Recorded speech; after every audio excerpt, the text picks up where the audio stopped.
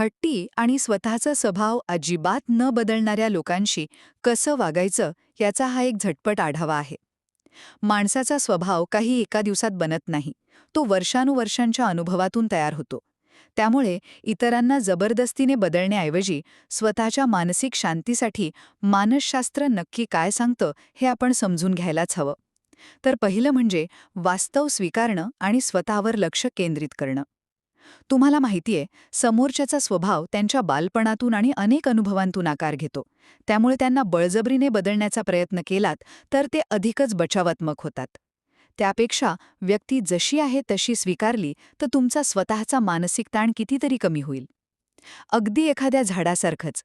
झाड जसं आहे तसं स्वीकारलं तरच आपण त्याला योग्य खतपाणी देऊ शकतो, नाही का? दुसरा म्हणजे तुमची संवादाची पद्धत, तुमच्या बाउंड्रीज आणि थोडं भावनिक अंतर. समोरच्याला सतत दोष देण्याऐवजी तू नेहमी असंच करतोस म्हणण्यापेक्षा तू असं वागतोस तेव्हा मला खरोखर वाईट वाटतं असं त्यांना शांतपणे सांगून बघा. जर वारंवार तुमचा अपमान होत असेल तर स्पष्टपणे तुमच्या मर्यादा ठरवा आणि थोडं भावनिक अंतर ठेवा.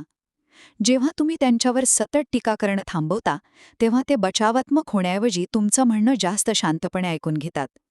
आणि शेवटी संयम आणि नात्यातील अंतिम निर्णय. पहा, स्वभाव बदलणं ही खरोखरच खूप संथ प्रक्रिया आहे. तुमचा संयम आणि शांत वागणं समोरच्याला स्वतःच्याच वागणुकीचा विचार करायला भाग पाडतं, ज्याला मानसशास्त्रात रिफ्लेक्शन इफेक्ट म्हणतात. पण हो, जर ती व्यक्ती सतत तुमचं मानसिक आरोग्य बिघडवत असेल ना, तर त्या नात्यापासून थोडं अंतर ठेवणं हाच सगळ्यात योग्य निर्णय ठरतो. स्वतःची मानसिक शांती गमावून एखादं नातं टिकवणं खरोखरच योग्य आहे का?